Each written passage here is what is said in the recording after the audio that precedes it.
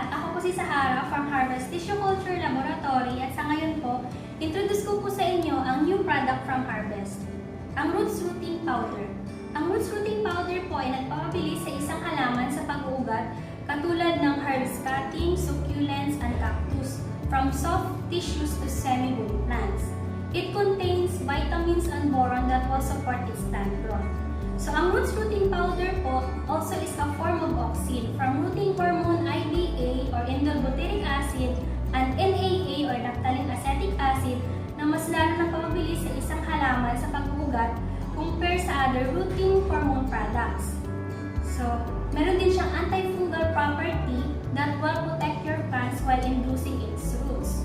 So, sa ngayon po, i-demonstrate ko po sa inyo kung paano po natin gamitin ang ating roots rooting powder. So, meron pa akong sample plant sa aking harapan, ang ating oregano plant and rosemary plant.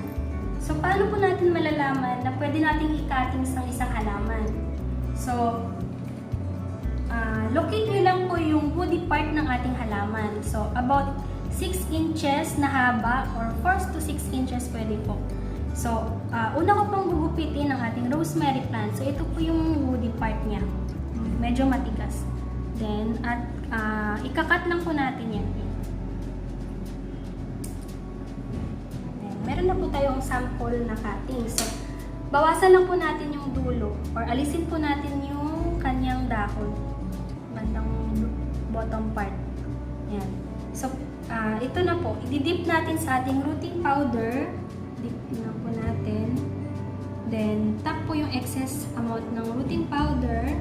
Then, transfer na po sa ating pots. Yan po. So, make a hole po. Then, yan. Pwede lang po natin siyang tanim. So, ganun lang po kasimple. So, after naman po is, sample plant naman po natin is oregano plant. So, saan po banda yung woody plant niya? So, bandang dito na siya. So, i-cut lang natin yung woody part ng ating halaman. At bawasan lang po natin ng dahon, bandang baba. Pwede rin po natin i-trim yung upper part.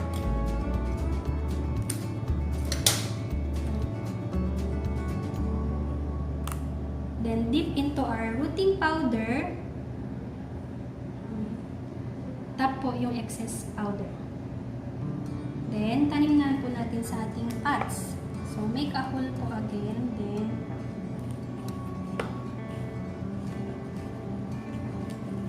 so, ganun lang po kasi.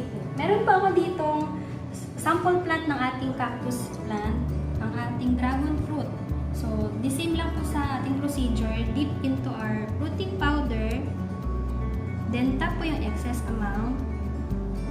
And transfer po ulit sa ating pots.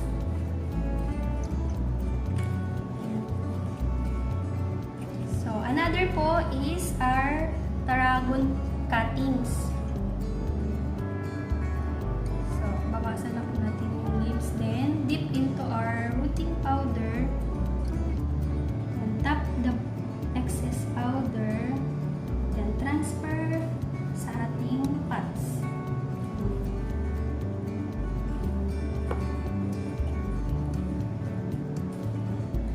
After 2 to 3 weeks po, ganito na yung result ng ating rooting powder.